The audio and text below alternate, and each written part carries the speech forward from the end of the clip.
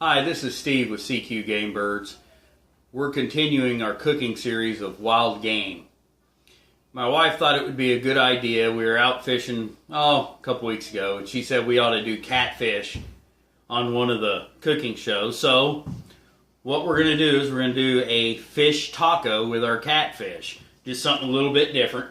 And what we like to do when we do our catfish, is we put it in a Ziploc bag, cut it up into about 1-inch strips, 1/4 inch wide, and we soak it in Louisiana hot sauce for 5 or 6 hours. I'm not going to reach into this bag and pull them out of here because I don't like my arm getting all nasty. So, what we're going to do is we're going to pour all that right there into this bowl. So, that's what our catfish looks like. What we're going to dredge it in here is 1.5 cups of cornmeal, 2.5 tablespoons of flour, about, pepper to taste, garlic to taste, and onion powder to taste, and a touch of salt is all what's in this cornmeal mix. We preheated our fryer to 375 degrees. A lot of people might want to cook it in a frying pan. We'd just rather use our fryer. It's just honestly easier. So just take it right out of the hot sauce, dredge it in here once. Then what we'll do is we'll take it over and put it in the fryer. While I'm doing this, due to the fact this is fish we're cooking today, I'm going to tell you a little story on myself on a fishing trip that a friend of mine, Nathan Insminger, and I went on. Nate took me out to this little private pond, and we sit down and we're fishing for perch and bass and just catching and releasing, having a pretty good time. I end up catching this big alligator turtle. Not real big, he's about like this. So I end up catching him, and instead of letting him go back in the water, I decided I'd just take him off the hook, take him up about 50, 60 feet behind me over this ridge, and set him down. He'd leave us alone. When we got done, he can get back in the water. So I do that. I go sit back on the bank. About 5 minutes goes by, and this turtle comes up over the hill just charging right at the water. And his line of path, but as I was saying, I was in his line of path, and he was charging right at the water. He's headed right to it. I ended up jumping and running out of the way, scared the holy heck out of me, and Nate's over there rolling and laughing and carrying on. It's amazing how fast you can jump out of the way when you see an alligator turtle charging right at you. But what we're going to do now is we're going to go ahead and we're going to put our fish into the fryer. And my rule of thumb when you're frying catfish or pretty much any kind of fish is right about when it's floating is when it's done. So, I'm going to clean my hands up real quick. So, while that cooks, I'm going to tell you what we're going to put on it.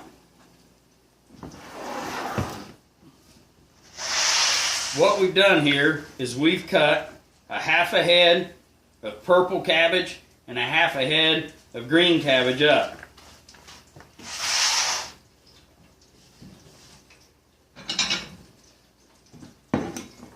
We're going to set our fish on a tortilla.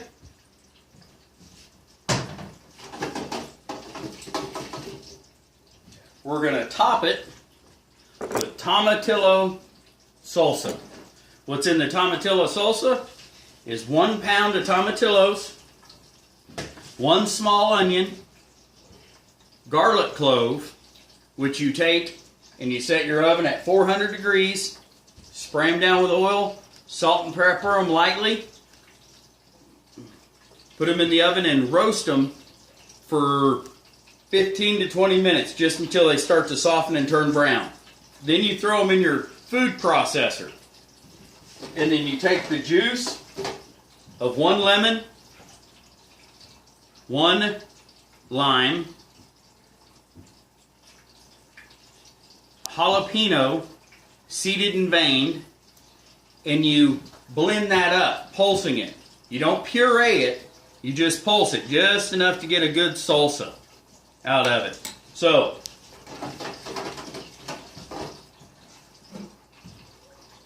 and sour cream.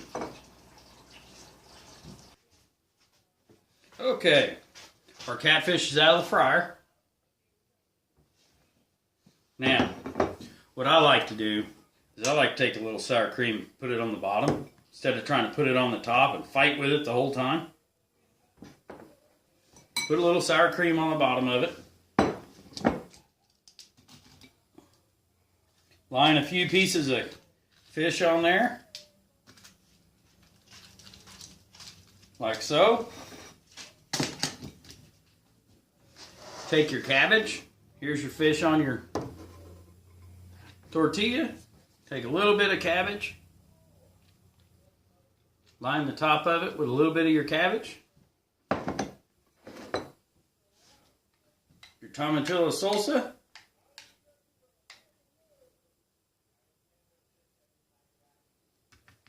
Just like so.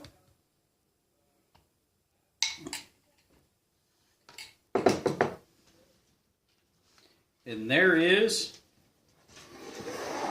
your catfish taco.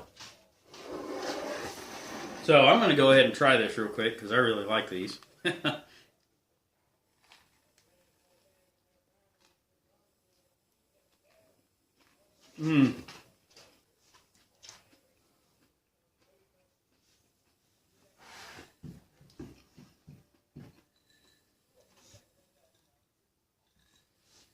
That is really good. Now, keep in mind, if you're wanting to come down to central Kansas for an upland game hunt, keep CQ Game Birds in mind for your hunting needs in central Kansas. Looking forward to doing a video for you next week.